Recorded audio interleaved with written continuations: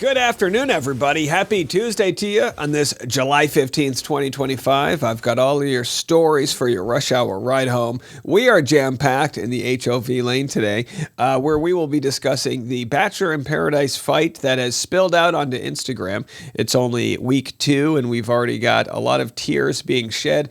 Justin Glaze responds, and Lexi, his ex, responds back, and he gets ugly real fast.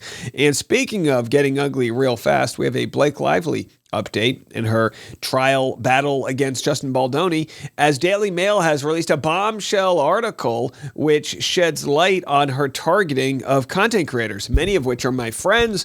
We hate to see it, but we're glad to see traditional media sticking up for new media. And then we're going to get into more on Jeffrey Epstein and the conspiracy, the cover-up. We've got Marjorie Taylor Greene and Nikki Haley, both future presidential hopefuls, not from my party, but they're out there. They're speaking truth to power. Like I always say, a broken clock's right twice a day. Nikki Haley, nowhere to be seen after being attacked by Trump, but now she's finally hitching herself to what I believe is a winning wagon, which is, asking for transparency. So we'll get into that story and so much more. It all starts right now on The Rush. And as we dive into the first story of the day, you guys know, big fan of Justin Glaze, huge fan of Susie Evans. I think they're great people. I think they're meaning well, and their season on Bachelor in Paradise seemingly over, although I don't know. There's another episode tonight. Maybe we'll get a little bit more.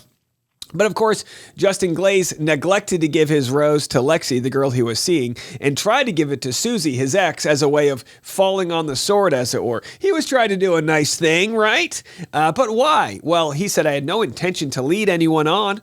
I was very intentional with who I pursued. Unfortunately, the same interest was not reciprocated for days, where I was then informed that this person didn't have interest in dating someone that didn't live where she lived, wasn't sure if we wanted the same things out of life, etc., as well as telling me to pursue other women as she wanted to pursue other men. The conversation before the rose ceremony was the first time I received any sense of interest from her, and I found it concerning that all of the reservations from less than 24 hours ago were no longer there minutes before we lined up for the rose ceremony. So Justin basically saying, I feel like Lexi pretended to be into me because she wanted to get the rose. And listen, deal breakers are deal breakers. Lexi doesn't want to leave Atlanta. He doesn't want to leave LA. So whatever. But of course, Lexi, has her side of the story. She said, what you're saying is simply not true. You know it. As someone who claims to value communication, I suggest you reflect on how you show up in that space, because this narrative isn't it. And I just say this is where, if you're Bachelor in Paradise, the producers, and people start yapping back and forth, share the hours-long conversation. Share the whole thing. Dump it on YouTube and let us see who's right, who's wrong, and decide for ourselves, right? I don't want to see a snippet. I want to see the whole thing. Now, I lean on Justin Glaze and being team Justin Glaze because I know him. Although I've interviewed Lexi, she seems like a kind person as well. But the edit that we watched as an audience was one where she was kind of pushing him away. It seemed like she was pushing Justin away. So why would he want to give her the rose when he can give it to his ex? And I just thought it was so special how Justin and Susie spoke of each other. They said they pinky promised to protect each other. And, you saw Justin do that in the moment. He tried to give Susie a better version of paradise. Justin responds, luckily, cameras were present for the convo. You're in LA growing your business. I'm in Atlanta growing mine. I have no plans of leaving Atlanta. So he kind of says, hey, the receipts are all out there. And he says at the end, nonetheless, still apologize for what transpired and wish you the best. All the best. Well, then Lexi responds, you're not using the points I raised about us having a relationship to justify not pulling me aside. So I think, I don't think Lexi cares that she was blindsided by Justin. I think she cares that she was made to look stupid in front of people, which it's like, look, ego's a mother effer, right? We all have it. We all have to deal with it. She's on TV. But she said that lack of respect speaks volumes. I didn't reach out after the show because frankly, there was nothing left to say. Whereas Justin said, I tried to contact you twice. I hate that this is playing out on Instagram. Now we have to have folks like like Dave Neal, host of the Rush Hour podcast, covering it. But whose side are you on? Like I said before, I don't think Lexi's a bad person, but I'm kind of siding with Justin here. I think that he probably saw she wasn't really into him. She wasn't really budging with what she wanted. I will say this about Lexi. I mean, she seems to really know what she wants. The problem is, if you want to be in Atlanta and you're not going to budge from Atlanta, why do you think going to Costa Rica to date a bunch of people that were on a reality show that was based in Los Angeles is going to get you closer to Atlanta? If I was Lexi, I would go, find all the finance bros, see where they work in Atlanta, and then go on Yelp and find the closest bars, and then go there at 5 p.m. every day until one of them snags you up. You'll find a nice finance bro, and he'll be in Atlanta, and you can make beautiful babies. That's my thought. I don't know. So either way, someone says, you were too good for anyone there. And then Lexi says, they cut out half my conversation with Justin.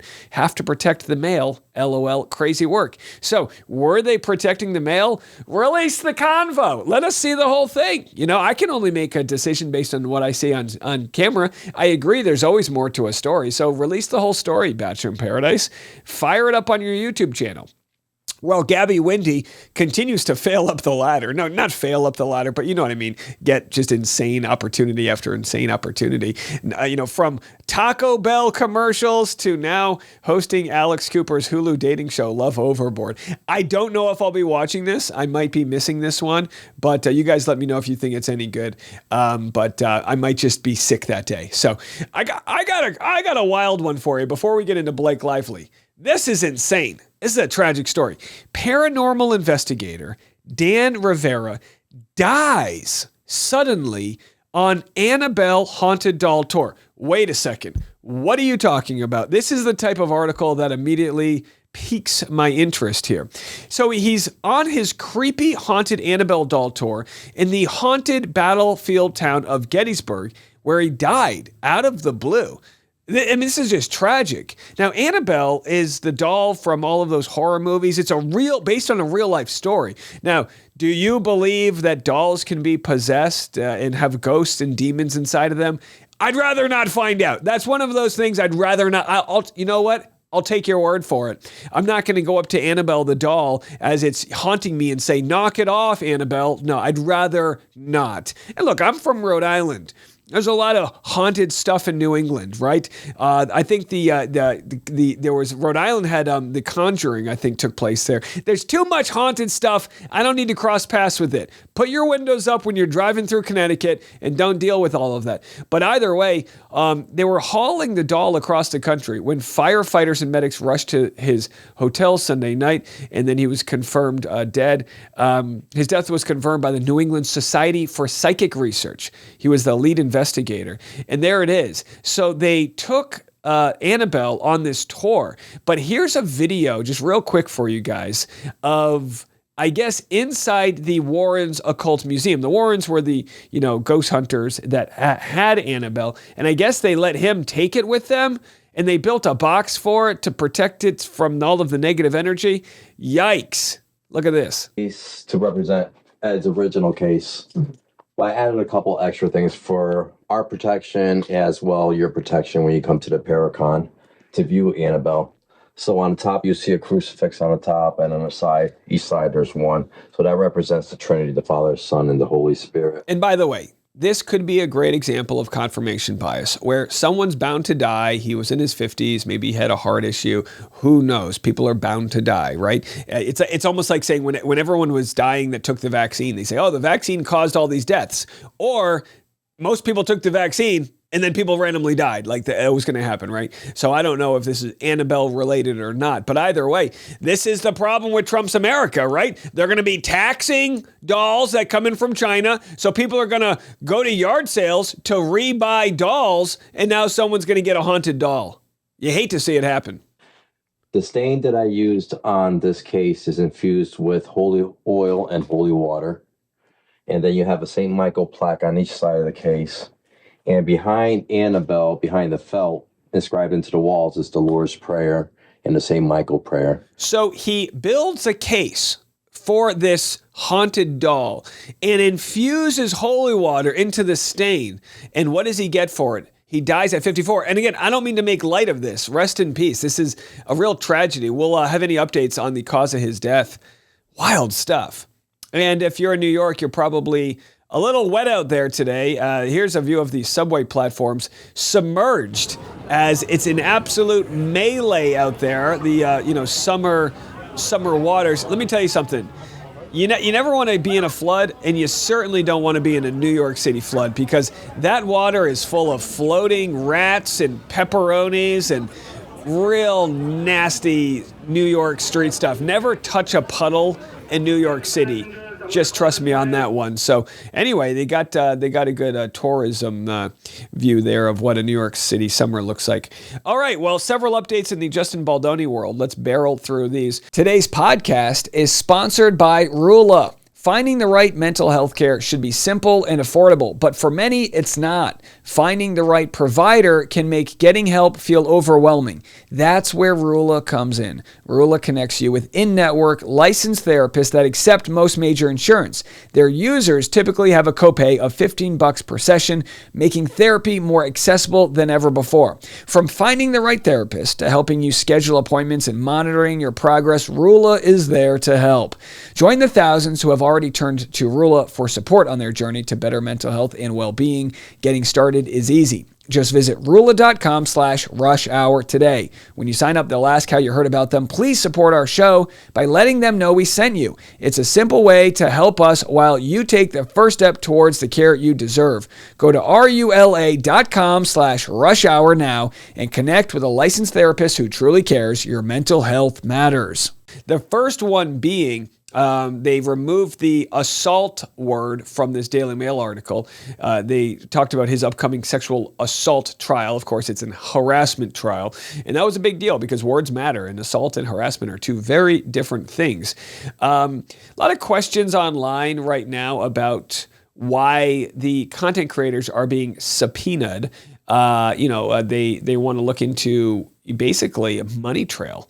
This idea that these content creators may have accepted money by Justin Baldoni's side, which, by the way, is the absolute wildest conspiracy theory.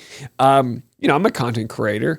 I've never once been offered, I get offered deals through my podcast partners, like, do you want to promote this coffee and, whatever. But it's very clear, like, there are rules around this. I've never promoted something that wasn't clearly an advertisement, is what I'm trying to say. And, I would take that to the grave. But what people are saying is, well, they want to see that proof. And, that's pretty dangerous stuff. So this post here was implying that maybe they had some information that led them to believe there might be conspiracies.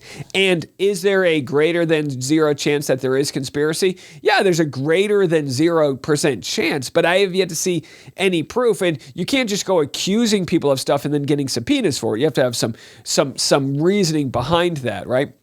Well, Andy Signor, host of Popcorn Planet, believes Blake Lively has more nefarious intentions with the newest move, claiming that Blake Lively is alleged using the subpoena to unmask crew members who spoke to him anonymously in his upcoming documentary. That's the problem, right? It's one thing if you just want to see someone's bank account, which is also super personal and shouldn't be allowed. It's another if you want to subpoena someone's Gmail to see what private sources might have come forward.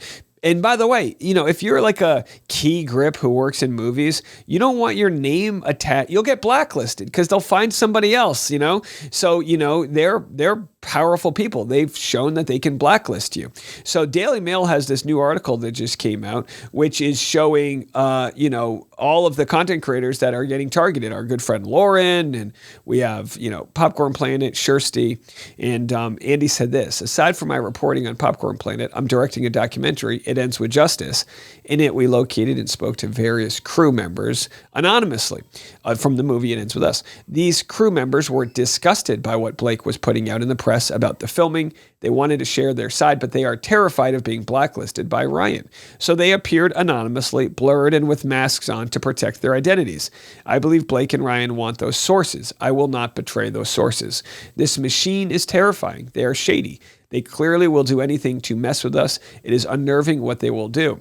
And again, yeah, you don't just get people's sources. When something's shared privately, you don't get a chance to look at that. But this new article just dropped like seconds ago. Blake Lively accused of trying to silence critics after launching shady legal blitz on pro-Baldoni influencers.